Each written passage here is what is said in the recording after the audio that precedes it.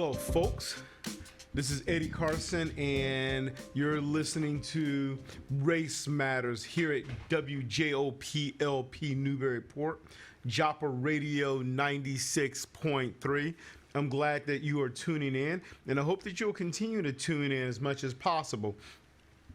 For those of you who chime in, who listen to the show here or on YouTube, you know from my past shows that I am not an optimistic person whatsoever, but I am hopeful. I'm a hopeful brother who's navigating spaces and realities of those spaces in terms of how they impact, how they affect people, particularly the marginalized, the oppressed, and those who are oftentimes constantly competing to have a voice here in this country. We know that I'm thinking about having a voice here. We have our first world problems, and those first world problems it's a reality.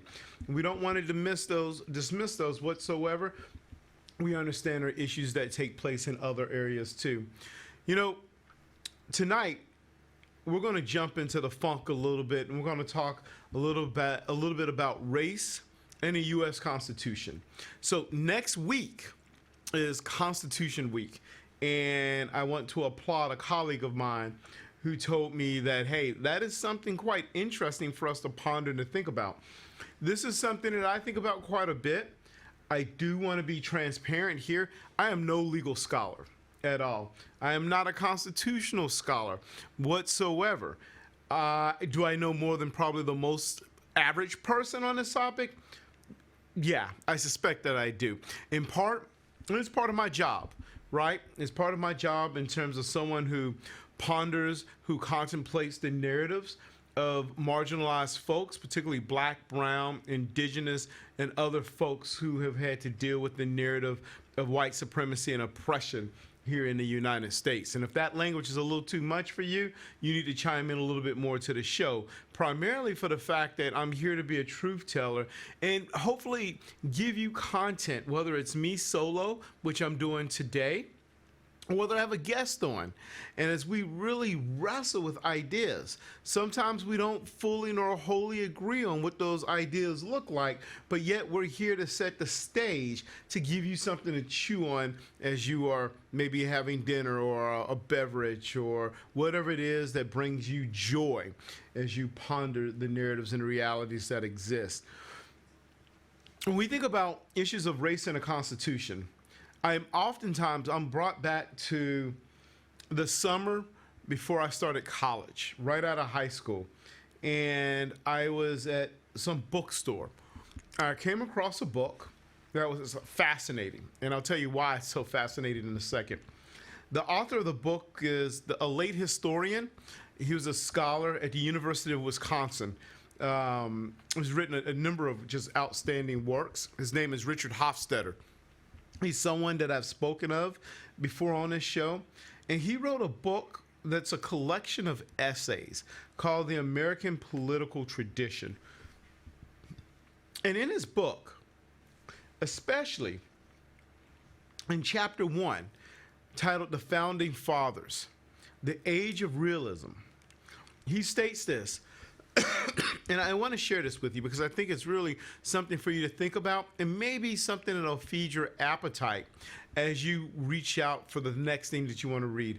And a great thing also about this book is the fact that it is a collection of essays. So there's no straightforward narrative that's there, but Hofstadter does shape it in a way, particularly in his introduction, on why all of the collection of essays have some type of meaning and interpretation as we think about the United States. Hofstadter states, long ago, Horace White observed that the Constitution of the United States is based upon the philosophy of Hobbes and the religion of Calvin, which is interesting because, again, we're talking about the philosophy of Hobbes. And we think about Thomas Hobbes. Most people know him maybe from your studies of English history as he interpreted some of the elements that were happening, especially after Cromwell in the English Civil War, where he thought there needs to be strength, power, and some semblance of a sword to bring about authority within the state. You take that interpretation and then you coalesce it with his statement that he also believes that the Constitution is also part of the religion of Calvin.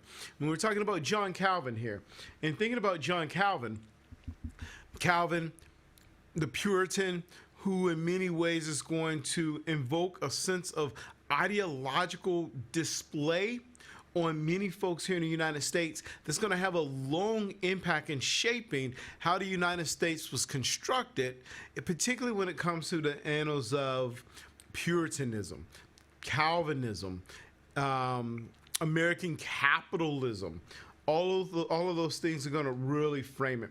You know, in his opening chapter, he goes on to say, to them, a human being was an atom of self-interest. All human beings, right? We go back to that notion that there's this semblance of explosiveness, that semblance of evilness that's going to take place.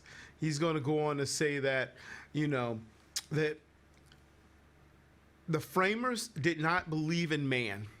And I use the word man universally, human beings. But they did believe in the power of a good political constitution to control man, to control humankind.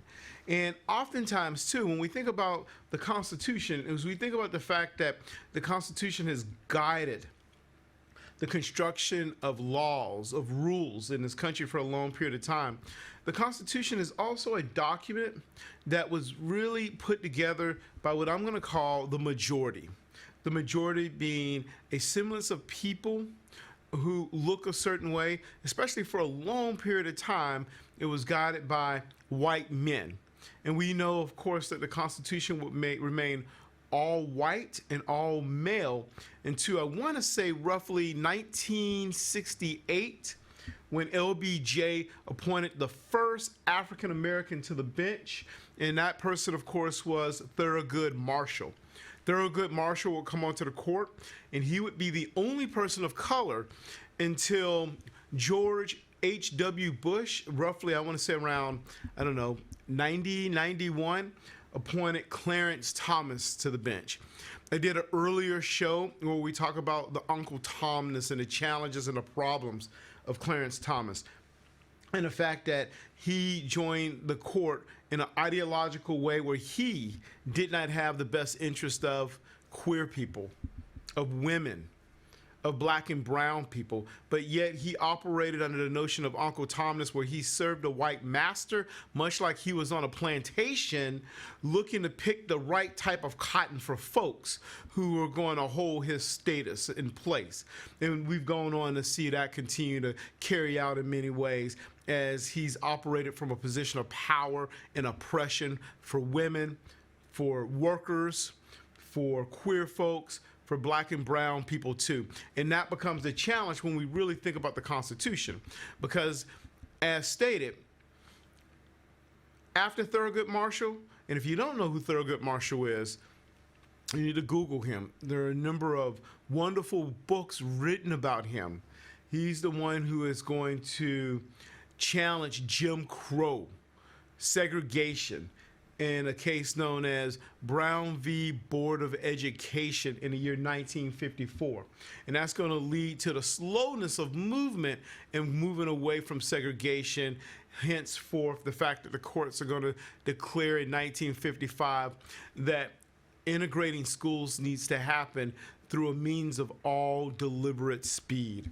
But yet, when we think about these elements, we think about this notion, we also know that Richard Hofstadter is going to go on to state in the American political tradition that the men who drew up the Constitution in Philadelphia during the summer of 1787, get that year right, had a vivid Calvinistic sense of human evil and damnation, and believed with Hobbes that men are selfish and contentious.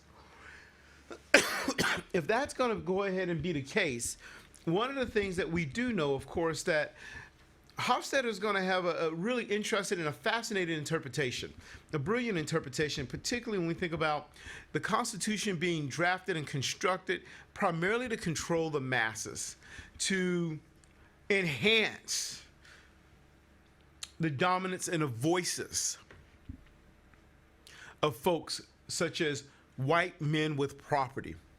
We won't see white men without property really come to any kind of fruition or status until we get to the age of Jackson. And that's not going to really transpire into the late 1820s on into the 1830s. You actually, let me correct that. That's going to happen a little bit before that. Let's go back to the election of, I believe it was 1824. So I don't want to inundate you with a lot of historical dates or anything like that, but a little context is important as we think and we start to frame the question of the United States Constitution and race. Hofstadter would go on in his great book, and he would state, I quote, that democratic ideas are most likely to take root among discontented and oppressed classes, rising middle classes of perhaps some sections of an old, alienated, and partially disinherited aristocracy, but they do not appeal to a privileged class that is still amplifying its privileges. With a half dozen exceptions at the most, the men of the Philadelphia Convention were sons of men who had considerable position and wealth, and as a group, they had advanced well beyond their fathers. And as we think about, of course, what Richard Hofstadter is kind of digging into a little bit, we also understand, too, that as what some people would call the founding fathers, I call them just the framers of a document. They're not my father to anyone. People who look like me were brought over on boats, and we do know that much of the United States was constructed off the back end of the labor of slavery. And we also know in many ways that other folks outside of that of white men are going to have to continue to fight even to here in 2022 for any type of legitimacy and voice.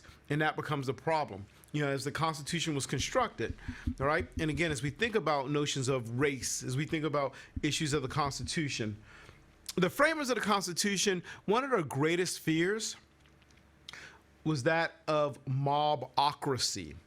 And that's a fascinating term. And it's a phrase that I'd never heard of until I delved into Richard Hofstadter many moons ago. And since then, I've read a few of his books, became for a period of time really intrigued by him. So much so that his anti-intellectualism and the American political tradition became required textbooks in my classes. I wanted students to really step away from the traditional annals of textbooks that are loaded with just dates and facts and no real sense of nuance for the complexity of what takes place in defining this country.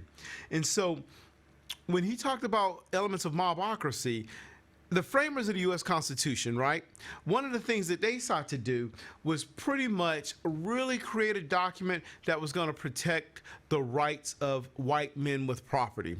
Now, let's fast forward it. And let's get to a point where we know, even in recent situations, where we have a very conservative right-wing court that is really kind of played in a sense to empower those who are privileged and who have power, much like what the framers wanted them to do, at least the conservative sector of the Supreme Court. I want to be clear in how I define that particular group. We also know, of course, too, that the challenges is that the Supreme Court, particularly during the summer of 2022, declared that the Constitution doesn't really address issues of reproductive rights as it relates to matters of abortion, for example. Keep in mind, white men with property define the laws and the rules. There was no space for black, brown, indigenous people. There was no space for immigrants of color particularly. Let's get that straight. No place for queer folks in the Constitution, because you see, and to add even more, even for folks, right, regardless of what people say, who have different set of values and views when it comes to religion in this country, there is no space. Hence, going back to what Hofstadter said, that democratic ideas were formulated and they took root in this country from the discontented and oppressed classes who had to rise through the ranks, who had to march, protest, strike, and bring attention to the injustices that continue to happen. We think about the history, and this show is not about the history of the Constitution, but what I'm trying to do is really frame the reality for which even today we're seeing the discontented lose their voice. Women are losing their own rights to guide and think about their own reproductive health. If I'm a queer person, I'm nervous. For all of you log cabin Republicans, that's code for gay Republicans. I hope you are taking notice in terms of the number of Republicans who refuse to sign on to protect equal rights when it comes to marriage equality. That's not only for just gay folks, but we know a number of Republicans also refuse to endorse notions of interracial marriage, going back to the Loving case in 1967. And remember, too, it was the Loving case that allowed for interracial marriage that took place in 1967 that really served as a past precedent granting marriage equality here in the 21st century. All of those things are under attack by what I would call right-wing folks looking to protect the old adages of white supremacy. And that is right, folks. You even have people of color who've become, what's the word that I want to say? They have internalized white supremacy. They campaign for white supremacy. And they're looking in many ways to empower themselves by taking a side when it comes to being on the wrong part of history. So as we think about this and as we look at this and we think about this mobocracy, we think about the fact that the framers were absolutely afraid of the masses rising up and seeking power, economic power, political power, social power, that threatened their industry, that threatened their wealth, that threatened their property. And of course, in a process of threatening them, they became nervous. And one of the ways, of course, to safeguard that was that the framers created a document designed to do so. And I know what folks will say, well, Brother Carson, the framers would be the first ones who would say they didn't get it right, that the Constitution is a living, breathing document. It is designed to evolve over a period of time. And that is true. And it has in some ways. But yet, for every step forward, when we think about progress, it seems as though we take 2 steps backwards. The case that I want to focus on is we're thinking about race in the Constitution. As we know, Constitutional Week is coming up. That's going to take place, I believe, from September the 13th to September the 17th, where I suspect, schoolyard children in their schools will celebrate the greatness of the Constitution. People will parade and carry their pocket constitutions. They'll talk about the greatness of the document and how it invokes a semblance of power. They'll talk about the land of the brave and the free. But yet you're not going to hear that narrative for women who are feeling marginalized and oppressed and under attack. Queer folks who are nervous, black and brown folks who are worried about their ability to vote and to carry that out. So we think about the Constitution and race. Yeah, I think some of the things that come to our mind, obviously, as we get to the end of the Civil War. And then we have what's known as the 13th, 14th, and 15th Amendments. And I suspect you're very familiar with those 3. The 13th Amendment, which abolished slavery, freed black people. The 14th Amendment, right, that deals with due process. In many ways, is supposed to guarantee citizenship. But yet, even when the 14th Amendment was put in place, states continued to discriminate against black folks for a period of time, which meant that the 15th Amendment had to be added. The 15th Amendment was put in place to guarantee voting rights, to offer that semblance of voting rights. And yet, as we get to the 21st century, right? And the 21st century is turning out to be a barbaric century, folks. Sure, we've had some progress. What have we had here when we think about race in the Constitution here in the 21st century? A black man was elected president. Cheers. One step forward, two steps back, because due to the election of a black man in office, there was a white rebellion that saw the rise of white supremacy and a radicalized Republican Party in the election of Donald Trump. We have seen in this century wars. At 2000, the rise of Vladimir Putin in Russia, as he's continued to oppress, particularly queer folks in that country, and anyone who wants to have any semblance of a voice to really criticize him and that government. We've seen Vladimir Putin attack and annex Crimea in a year, I believe it was 2014. We saw the invasion of a major nation state invading another nation state in a war between Russia and Ukraine. Here in the 21st century, we've seen women take a back seat when it comes to reproductive health and rights that's taking place.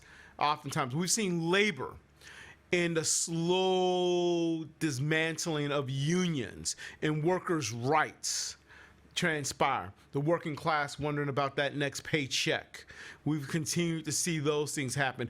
The expansion of gun rights in ways that doesn't make folks feel safe, but it ingratiates particularly a population who believe that it is their right to carry a gun that can just mass sweep and shoot and kill tons of people at one time. All of those things continue to happen in this narrative. You know, we've also seen a person elected to the office of the presidency of the United States simply call something fake news. And no offense, and if you're one of those people who are out here listening and you believe in the lie of fake news and all of those things, well, I'm going to encourage you to get off Twitter and read a few books. And I'm not here to insult you. I'm just here to educate you and to inform you. And I welcome a conversation with you. And if you disagree, hey, reach out to me, email me, come on the show, and we'll have a dialogue. I think that's important because, see, someone calling an election fake, what we've seen transpire here, of course, is the fact that it has led to a number of Republican states, folks. People can say, oh, brother, you're being political. No, I'm telling the truth. Republican states, and even Republicans here in Massachusetts, who in sense want to curtail voting rights, make it difficult for people to vote. But yet, I'm going to say this, right? This started to happen before the election of Donald Trump. I'm not letting him off the hook, but I'm just telling you the truth. It happened well before the election of Donald Trump.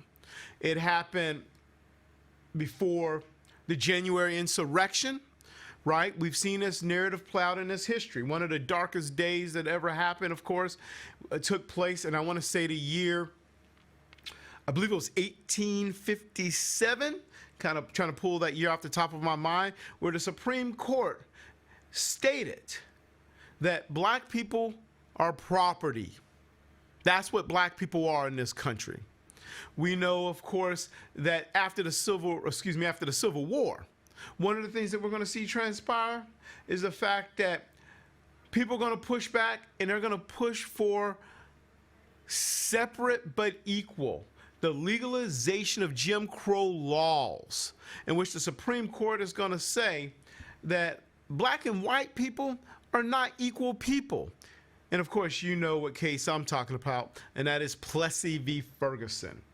We're going to see all of this transpire, and it's going to transpire in a way to the fact that nothing is going to really start to shift except for through struggles in the 1950s, thanks to black folks, thanks to white allies, not until the 1960s, where the people are going to start demanding greater rights, greater voice. Brother King, for example, is going to come on the scene, working side by side with LBJ, a Southern brother who was a little nervous about race, let's just be honest, but yet at the end of the day, Lyndon Baines Johnson, LBJ, he got the job done, and we saw the voting, not the Voting Rights Act, the Civil Rights Act of 1965 passed. And of course, what that did was that changed a lot of things, right? Part of the things that it changed when you think about the rights of people in the Constitution is that going back to the late 19th century, there was something known as the Chinese Exclusion Act. There were quotas on how many people from China could come into this country, primarily because white folks were worried that Asian people would take over the country. That remained in place until 1964 with the Civil Rights Act and the work of Brother King. We know King. We think back to Bloody Sunday in Selma and the marches that took place down there. He's going to really campaign and lobby LBJ to really push for the Voting Rights Act. So all of that progress, all of that struggle, the people who died, the fact that my mother, who's been on this show, had to go through Jim Crow and oppression just because if you believe in God, God made you black. If you believe in humanity, then and you don't believe in God, then you believe in the fact that the people of a different shade are a little less than other folks that are there. So I see how this started before Donald J. Trump, but yet this all still falls under the oppression and under the guise of the Republican Party. I'll give you an example. When George W. Bush came into office, one of his Supreme Court justices that he appointed was a guy by the name of John Roberts. And under the leadership of John Roberts, and people will say, well, he's kind of moderate because sometimes he'll side with the left, he'll side with the right.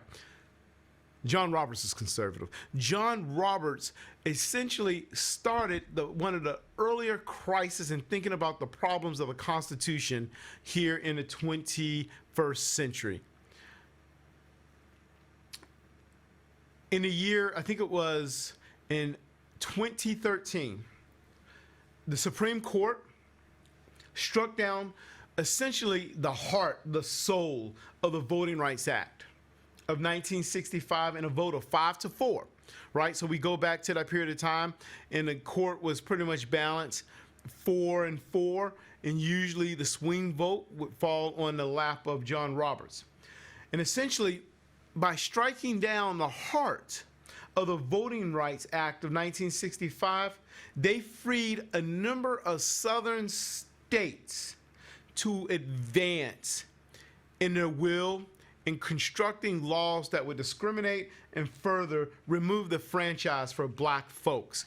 And by removing the franchise for black folks, right? And again, this is before the insurrection. This is before Donald Trump. We're already seeing the panic that was transpiring by the fact that more and more black folks had to vote. They were part of the franchise. People want to criticize black folks for not showing up and voting, and yet we've seen many of them galvanize over a period of time because they understand that their humanity, their right, their souls are in trouble. They understand the notion that they're a part of this mob. They're a part of this force of mobocracy that Richard Hofstadter talked about, in which they are campaigning against the privileged classes. They're campaigning against notions of white supremacy that took place.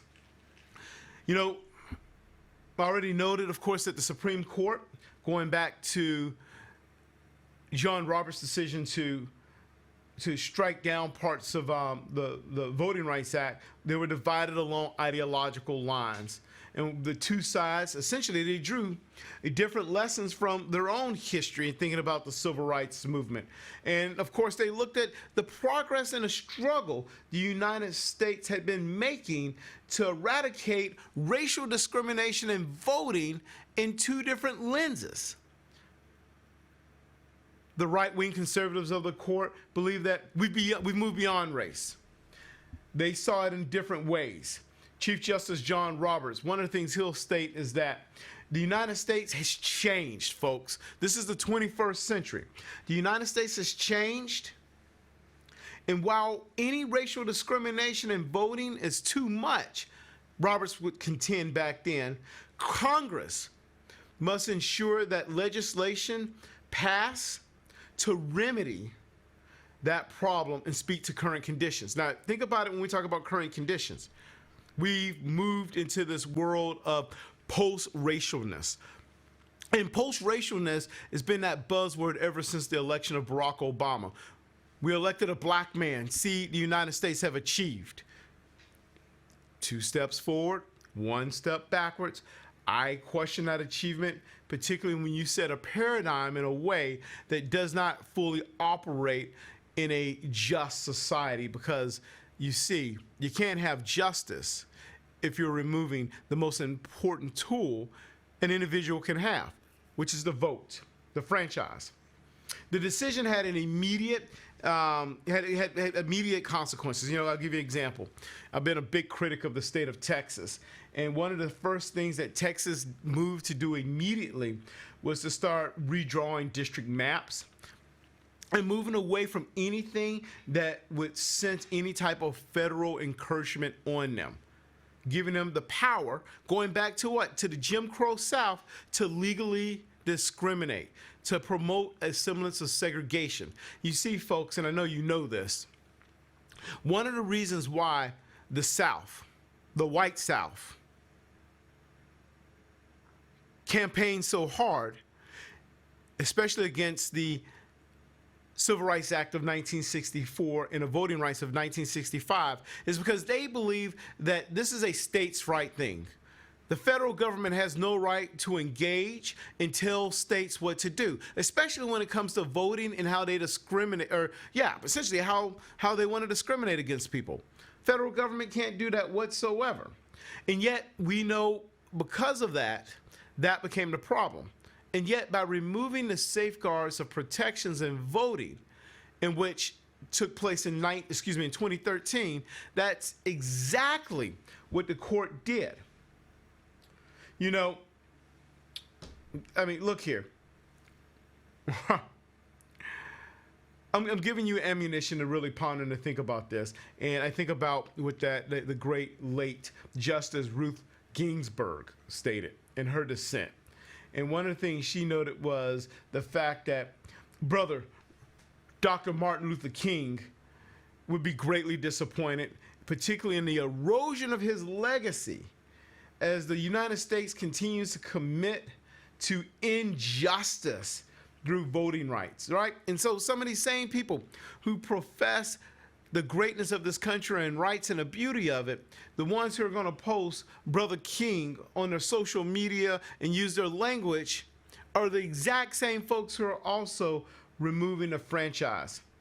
You know, Ginsburg would go on and she said that the focus of the Voting Rights Act had properly changed from first-generation barriers to ballot access to second-generation barriers, right? You take down a wall, nothing against Trump and his build wall, folks, and for Republicans who support that stuff, to erecting another wall, and essentially a wall known as racial gerrymandering and laws requiring, right? Creating laws that require at-large voting in places with sizable black populations.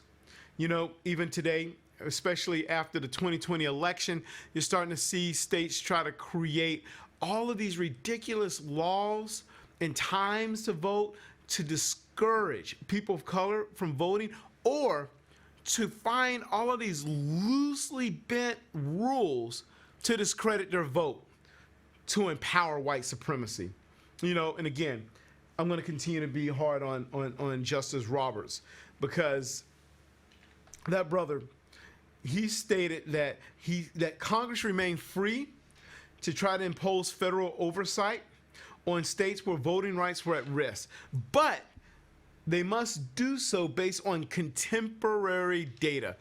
What he's saying, of course, is the fact that this is the 21st century. You got to look at relevant now data, you can't look at data in Jim Crow like the South has really changed that much.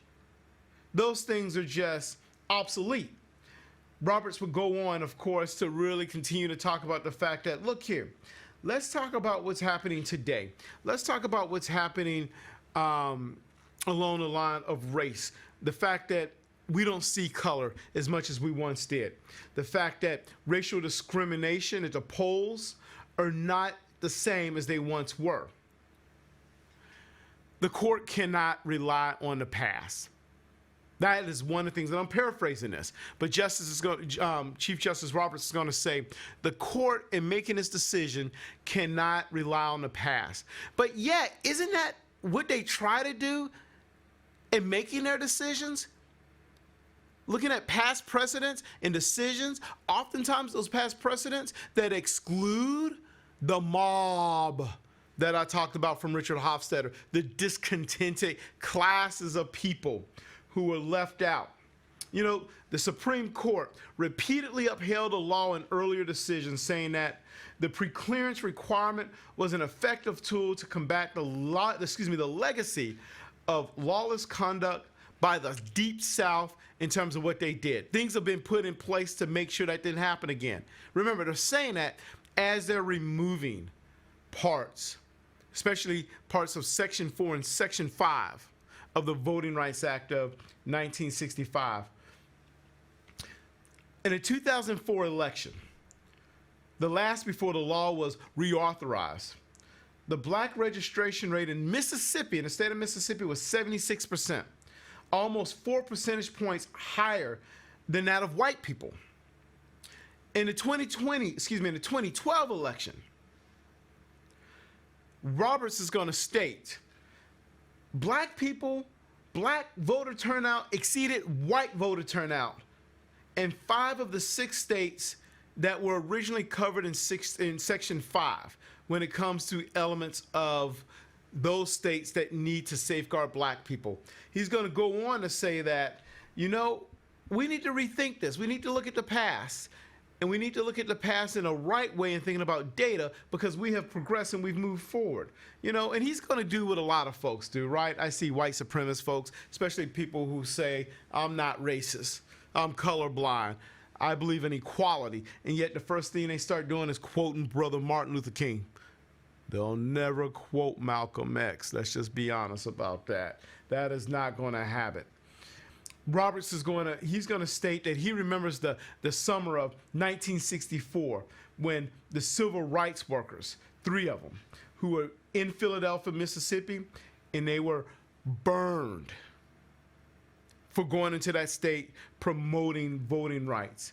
He's going to talk about how he recalls Bloody Sunday and the march in Selma led by Brother King, and he remembers all of that. He remembers all that, right? He remembers the past.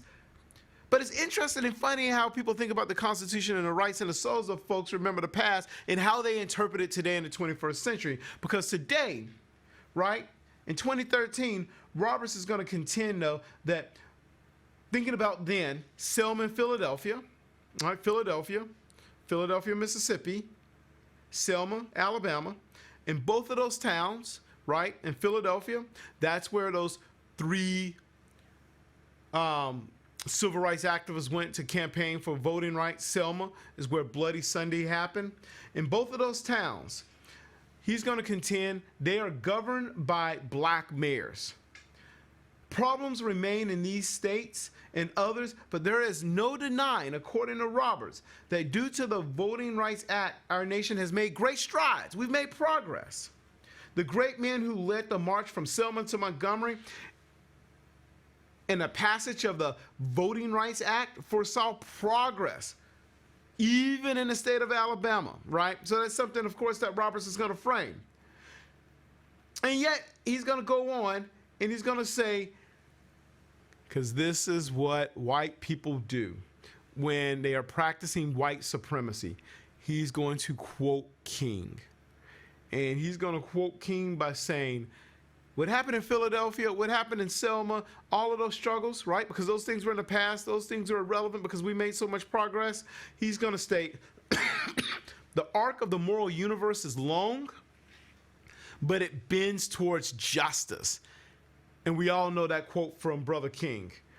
And yet, in doing all of this, we continue to see today that states are really passing in Republican state legislatures laws and acts that further disenfranchise black people.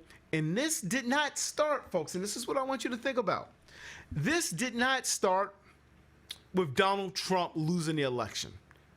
Donald Trump, again, fed into white anxiety and white fear about the election by really propagating notions of falsity that took place. But this started, of course, going back to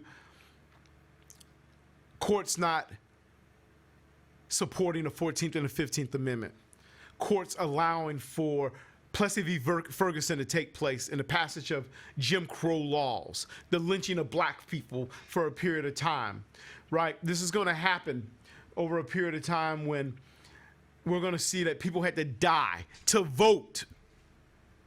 And yet, in 2013, as we think about the United States, as we think about race in the Constitution here, continues to move forward to silence the discontented, as Richard Hofstadter stated.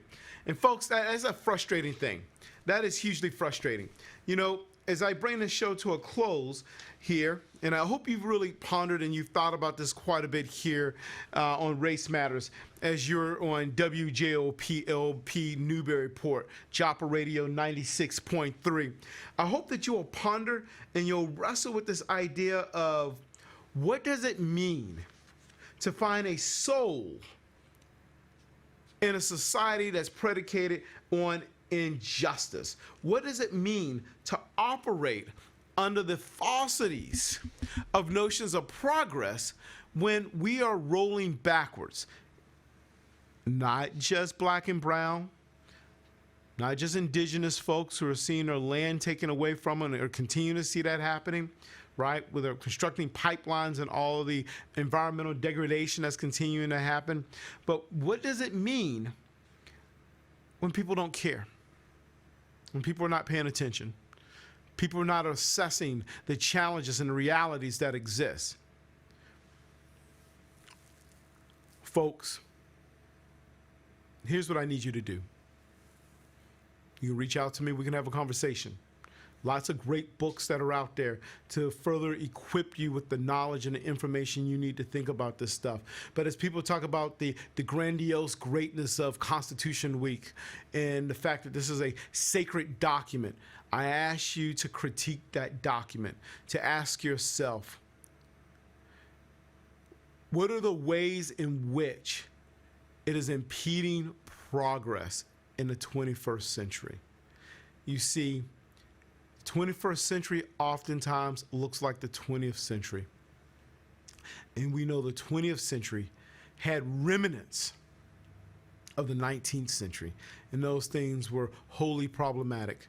Folks, thank you for chiming in on Race Matters. I hope you'll take everything I had to say to heart. I hope you'll intellectually, emotionally, in a soulful way absorb what I'm saying. And I hope you'll reach out, and I hope you'll think about those things in other ways. Be well. And I'll see you next time. This is Eddie Carson. This is Race Matters.